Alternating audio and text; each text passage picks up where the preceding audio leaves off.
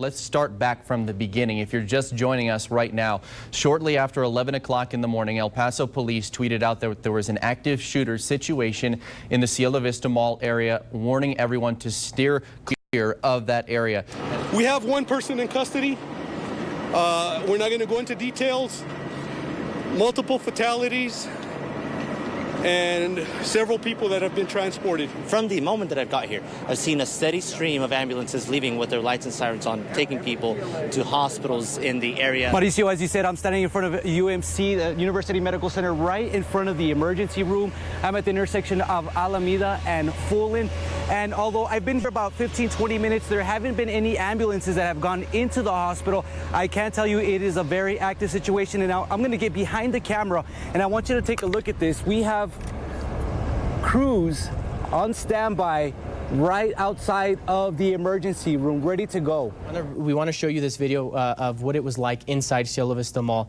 A look at people running away with their hands up. And if you haven't heard from a loved one, do not head to the mall. Head to 8101 Whitus. That's going to be the address of the school. That is the official reunification area. So it is a very fluid situation that we are dealing with, and we are trying to get as many updates as possible. And again, we are going to do our due diligence, not putting information out there as confirmed information until we know it is confirmed. According to the Associated Press, there are now 15 confirmed dead, at least. This is information from the Associated Press. So, you know, if you all are at home right now or anywhere where you're watching us, just stop for just a second and say a little prayer for all of these families, because we may be sharing this information right now, but all of these people, all of these families are going to bury their loved one. I feel heartbroken.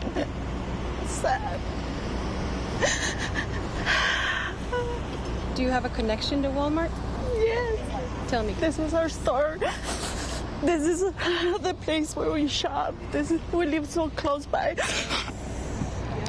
My daughter, she shops here every Saturday, and just to think that she could have been there. And Eric, this is really heart-wrenching. I ran into several people today who were bringing flowers, and I asked them, do you know any of these people? And they said, no, but you know, they are our people. This is our blood that was shed on Saturday. So the least they can do is to drop by some flowers and some angels and these special crosses. And it says Psalm 34:18, the Lord is close to the brokenhearted and saves those who are crushed in spirit. And the one thing that everybody has been telling me today is that we may be broken, we may be a fractured community right now, but we are going to come back stronger and more resilient. And there are a lot of people here who are in the hot sun, and they are crying, and they are just embracing this moment and showing the support to all of those who are in pain. Eric, back to you. And you're once again taking a live look from our ABC-7 mountain camera down towards the El Paso International Airport. You can just see off in the distance the top right corner of your screen. And now we're taking a live look from the ground level, as we do have Air Force One back in view after touching down a few minutes ago here on this Wednesday afternoon here in El Paso. There it is, Air Force One, taxiing and making its way towards Saul Sainz's location, where President Trump, joined by the First Lady, will eventually, in a few minutes here, deplane and begin his visit in the borderland in the wake of Saturday's mass shooting. A few words for El Paso, Mr. President. And we just heard Saul Sainz ask the president if he had a comment for El Paso, and he didn't say anything. He just waved. Mr. Mayor, Mr. Mayor. Let's listen in. Mr. Mayor! Mr. Mayor! Mr. Mayor! All right, we have an interview with Mayor DeMargo. We have an interview with Mayor DeMargo. Mr. Mayor is coming towards us. We're going to ask him, Mr. Mayor, thank you. What were some of the words that you shared with the president? He asked me how it was going. I told him it's one day at a time. The first funeral is this afternoon, or was already, in Juarez, and I'm trying to get to the others. I'm not going with him to the hospital. We're going to meet with him over at the briefing, where the full briefing. So I'll spend more time with him. Your thoughts on the president coming to El Paso?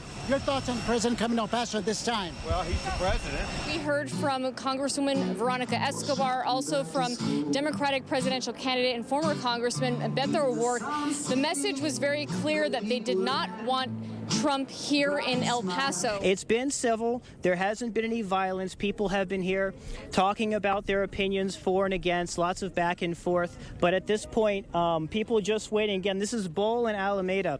This is the hospital where on Saturday a total of 11 people were taken from the mall area. We're also awaiting more updates on a casualty list, so hoping to get those updates. And of course, there's already been 2 visits here today, one from Senator Ted Cruz. Veronica Escobar was here earlier with another congressman from Illinois who is visiting as her guest. So they're just waiting right here. And I talked to supporters who said that they wanted to send a message that there were people here who actually did want the president to come and that welcome his visit. So again, both sides being very well represented. Yeah, and as we look into this room, Estella, you can see there's the governor, Greg Abbott, tons of law enforcement agents. Border Patrol is represented. ABC-7 is on the TV right now. This is live television, so we are trying to show it to you as it's happening.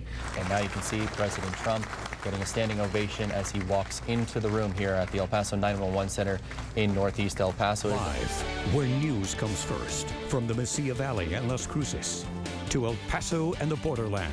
This is ABC-7 at 6.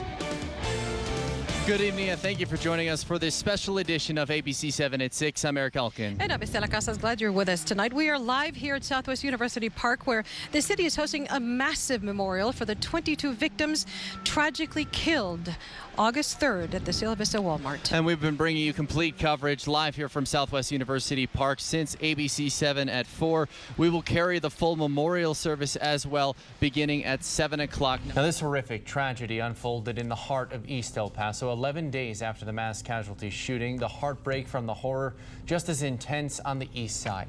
Half a mile from the shooting, hundreds of residents watched tonight's event at Ponder Park. Kate?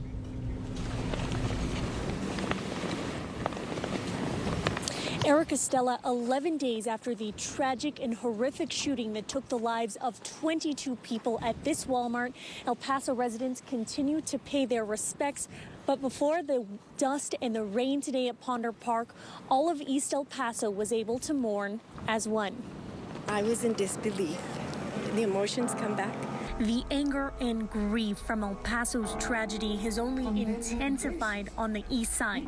Increased security ensured the safety of tonight's event at Ponder Park, half a mile from where a shooter murdered 22 people in cold blood. When there's a loss, there's trauma. When there's a loss like this, it is even greater because people can't understand it. My mom did not deserve to die this way. Nobody does. But perhaps no one in the park had the emotional and difficult week of Edie Hallberg. There's no more mom. No more mom. A shooter killed her 86-year-old mother, Angelina Inglesby, during the Walmart massacre. Did somebody help her? Was she assisted? Did she just drop down? 11 days after Inglesby's death, her daughter walked in her mother's shoes. Because that's what she would want. And in her heart, she found compassion for the man accused of killing 22 people, showing that the sun will continue to shine on the Sun City. I forgive this person because that's what my mom would have wanted to do. And today may have felt like the end of one chapter, but this story is certainly not over as we continue to cover the consequences of this shooting for the days, weeks, and months to come. Live in East El Paso, Kate Beery, ABC-7. An outpouring of support. El Paso is once again showing the country its kindness and how we're coming together during our darkest time. The visitation for one of the victims of the Walmart tragedy is now underway. Margie Ricard's husband, Tony Basco, invited the public because she was his only family. The response came from the community and from across the country. And now let's go to ABC-7 anchor Eric Elkin live. Eric. Stephanie, I can tell you there's not a dry eye in the room right now. Everyone just chanting, "Viva Margie, Viva El Paso." Tony Basco is just over my shoulder at this very moment right now, greeting as many people as he can. He actually, before he even got in here, there was a line of people waiting to get in to La Paz Faith here, about a block and a half long, and he was going one by one down the line, thanking them, people telling him, "You are our family. We are all family together." And he is now greeting other people here in the aisles as well. You can see it is at standing room only here at La Paz Faith. All the pews completely full. This comes after they had to change locations from one previously in Northeast El Paso that would only hold a couple hundred people, and now this one holds a little more than 400, and it is at capacity right now with, I can tell you, still a line a block and a half, 2 blocks out the door right now. And right now, Tony Basco is getting hugs and embraces from people here in the pews, people just telling them that they love him and that he is a member of the family. And before he arrived, I spoke with Victor Perales, one of the people here in the pews, who actually just moments ago handed him a piece of paper that had his home address and home phone number on, and said, anytime you need anything, you come here or you call us. This is why he came here. I lost my son 2 years ago. And when the man said he didn't have no family, he lost his wife, he hit me right in my heart. I said, I will personally be there to see him, support him. I know what it's like to have the feeling he's going through. Me and my wife, we said, we will be there for him. How do you describe that feeling? It's very painful, but then it's good because you know your son or his wife is in a good place, they're resting, they're comfortable, and you're here to support them. And again, Tony Basco making his way down the pews. He actually just a moment ago met Victor Perales, who you just heard there, and they handed him that sheet of paper with the message on him, telling him that he is a member of the family. Victor Perales then saying out loud, "God bless you," and everyone here in the church in unison said, "God bless you."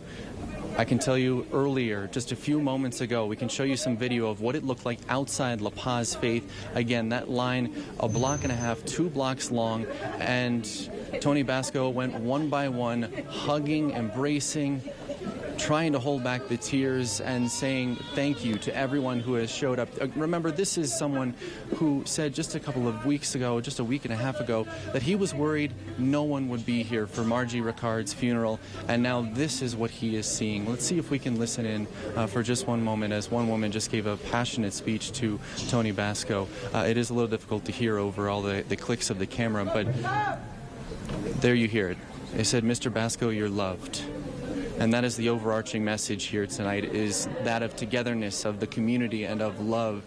And that scene outside, I'll never forget. I can tell you that much, because it was just one by one, total strangers embracing Tony Basco in this moment where he is so fragile and just trying to process all of this. Again, he's been visiting Margie Ricard's, his wife's cross at the memorial site every single morning, bringing her new flowers, and now he has more than 1,000 flower arrangements that will be there eventually in a couple of days as well.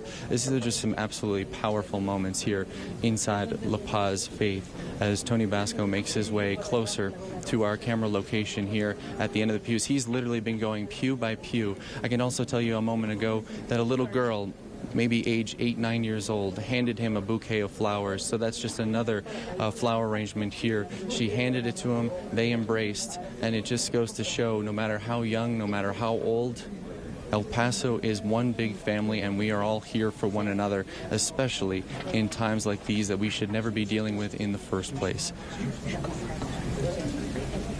And Eric, again, these moments here, it just, over the last 13 days, have never ceased to amaze me how incredible El Paso is and how everyone has just stepped up and really embraced that motto of El Paso Strong. It's an incredible sight to see. I can only imagine what it's like to be there right now. Eric, thank you for being there and showing this to all of us. We've been following breaking news all day long. Customers are once again going in and out of the Cielo Vista Walmart. The day filled with emotion. The store unveiled this El Paso Strong banner before opening its doors. As you can see here, they are about to unveil it right there. Tears were flowing from customers and employees, as many relieved, and they relived that fateful day. 22 died and 26 were injured by a lone gunman. ABC-7 Seoul Signs has been there all day and captured all the tearful moments stirred by opening day at the site of the Borderlands' worst nightmare in Seoul. There were cheers when the doors opened, but you say those cheers triggered another emotion. Yeah, Eric and Estela, those cheers also triggered tears. Now, Erica Contreras was inside this Walmart on August 3rd, and she made it out alive, but she tells me when she walked in, memories of that day enveloped her like a tidal wave of emotion. Here's why. I was there then, and I'll be here again because it's a store I come to. And it's the store that many came to this morning, many like Erica waiting for the doors to open. But no sooner did the newly renovated store open that employees inside had to come out, release their emotions to counselors like this one before they could go back in.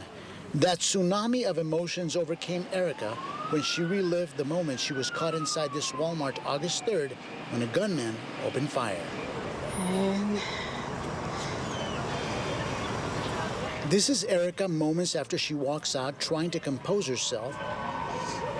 It's okay.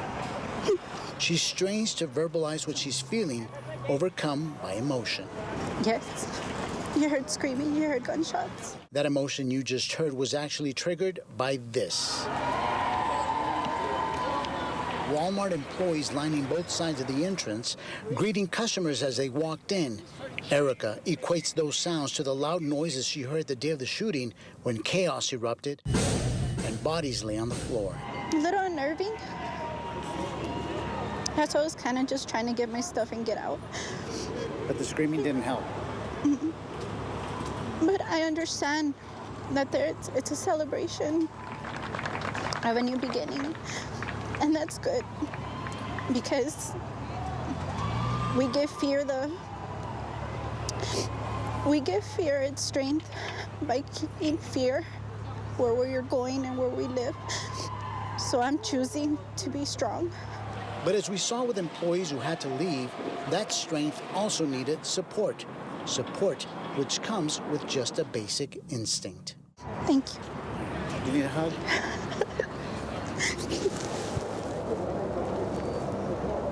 I'm so sorry. I'm so sorry. Now, there was a strong show of security out here with multiple security guards, both outside and inside the Walmart. Erica and other customers I spoke with tell me that made them at least feel a little safer. For now, we're live outside Cielo Vista Walmart. Seoul Signs, ABC-7. 1 hour and 17 minutes. That's how long it took for El Paso County to issue an official emergency alert on one of the most catastrophic days in El Paso's history. By the time that alert reached your home, your phone, or your radio, the suspected shooter had already been in police custody for 50 minutes. According to the El Paso County's Office of Emergency Management, the emergency alert system put in place to officially alert everyone worked according to plan. ABC-7's Madeline Ottley investigates how that process was put to the test. It's a story you'll see only on ABC-7. No matter how you were affected, you probably remember where you were on August 3rd. I remember our phones going off with alerts from the police. The morning an active shooter entered the Cielo Vista Walmart and took 22 lives. It was just crazy to hear that people that are not even here in El Paso had to notify me. News of the shooting spread like wildfire, flooding in from endless sources, social media, and the news. We saw all the videos on Facebook and everything. Word of mouth. We got a very frantic phone call from my sister. And this, the countywide emergency alert. You're seeing screenshots of what that looked like here. This is the room that during an emergency, multiple agencies throughout the county will gather. It's also the room where they'll decide to send you an emergency alert to your phone, television, or radio. On August 3rd, it reached all three, interrupting TV and radio signals. The system is designed to work through every communication medium that pretty much exists. Jorge Rodriguez is the assistant fire chief and the emergency management coordinator for El Paso's Office of Emergency Management. He says during the Walmart shooting, their system worked as expected. We've done a lot of active shooter training, so it was really just putting into what we already had in practice. As that official alert hit screens, information, including panic-inducing rumors later proved to be false, had been given a 77-minute early lead to spread. At 10:39, police say they received the first calls of shots fired. 24 minutes later, at 11:03, El Paso police post their first tweet warning of an active shooter. 3 minutes later, 11:06. That's when the FBI says the suspected shooter, Patrick Crusius, is detained. Then 11:56. After Crusius had been in custody for 50 minutes, an alert is sent from the Office of Emergency Management confirming the attack, still asking residents to seek shelter. 77 minutes after first calls of shots fired, I asked Rodriguez why it took this long to send that alert. So part of the Emergency Operations Center, it's not one that's staffed 24 hours a day, 7 days a week. It was a Saturday. So we were able to staff the Emergency Operations Center within that hour. So that's right around the time that we were able to fully staff, get into the system, and put that message out. Rodriguez says mass notifications need to be accurate, and the volume of misinformation during the shooting required vetting. He says it's not like a social media post that can be corrected. Still, in the days of instant communication, the department relied on social media to get the initial message out. Some of that social media communications that were being put out by the police department, they had the best information because they were on scene. El Paso police had tweeted 5 times before noon, asking the public to stay away. The concern is that social media may not reach everyone, especially vulnerable groups. And for some in an emergency, no amount of information is ever enough. It's never too much. No. When you have somebody close by and it's part of your family. A desperate need to be informed, making timely, legitimate content during times of emergency that much more urgent. Madeline Otterly, ABC-7. Young girls should not have to run for their lives, ever. The EP Fusion soccer team experienced unimaginable pain on August 3rd as a gunman opened fire on their fundraiser outside the Cielo Vista Walmart. ABC-7's Mauricio Casillas and photojournalist Jesus Rodriguez show us how the girls just finished their season against all odds.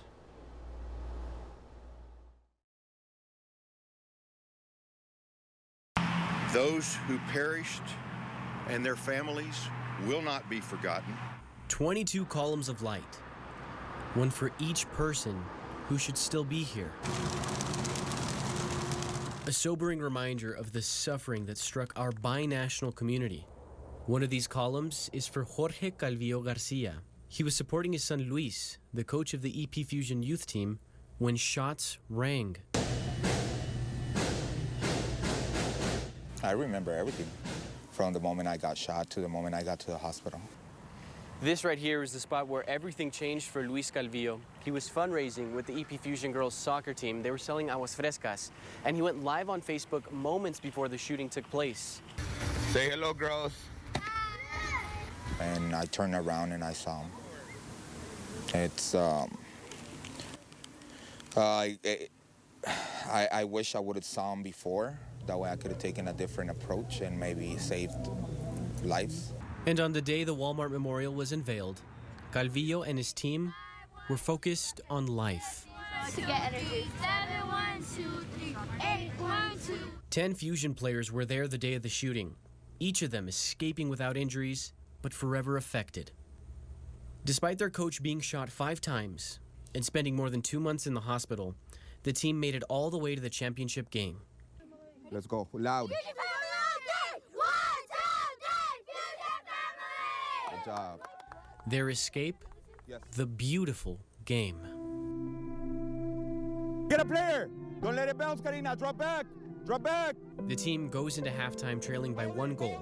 The girls are frustrated, but their coach knows them. Get your heads up. Get your heads up. Okay? I know you guys are nervous. He eases the tension, and soon the girls are loose and laughing. Hey, what's up, Mia? It's contagious, right? As the second half dwindles down, the Fusion have a chance. But that joy quickly turns to nerves as the game goes to penalties. This is our moment. This is where we show who we are. We already showed them. Okay? Let's go ahead and go after the championship. All right? On the last penalty kick, the team comes up just short. Great job. Great job. Hey, no, don't get your head down. Don't get your heads down. Hey, we got all the way to penalty kicks. Hey, get your heads up. Come on. Without realizing it, these girls and their love for soccer gave strength to so many. They've gone through so much, and I wish as adults we were all as resilient as they are. They fought through it. This was their therapy, and they made it this far. I couldn't be prouder of them. Jessica Garcia still spends much of her time in the hospital. Her husband, Memo, is the only victim from the shooting who remains hospitalized. He doesn't like me to leave very much, but right before I left, I said, hey, babe, I'm going to go because Karina's playing the championship game. His eyes lit up, and I said, is there anything you want me to tell her? And he threw a kiss, and I said, you want me to wish her good luck? And he said, yes. So once again, the girls wipe away their tears and begin to smile. Even though we weren't able to pull off the first place, we're always going to be first place in our hearts. This was really special to me because of what happened, we still kept playing. We weren't that type of people that would just give up and stop playing. After the game, Coach Calvillo takes a moment to reflect. You saw me. I didn't sit down for a second. Until now, I'm very tired. My leg is hurting a lot, but just seeing them fight, why was I gonna stand down when they were fighting? Also in his mind, the one fan who didn't make it. Who taught you to love the game of soccer? My dad. My dad, ever since I was a kid, he showed me the respect for the fields and the respect for the opponent and the respect for the game. Do you think he was looking down? Oh, hell yeah. Yeah, he was here. He was here, he was proud. And on his arm, a tattoo of the team's logo as inspiration. It gives me the strength to go ahead and continue with my therapies and keep fighting. I mean, it's always gonna be there, you know. The bullet holes are always gonna be there, the scars. So this has to be there as well. A loss has never felt so much like a win for the team that had a second chance at life. Mauricio Casillas, ABC-7.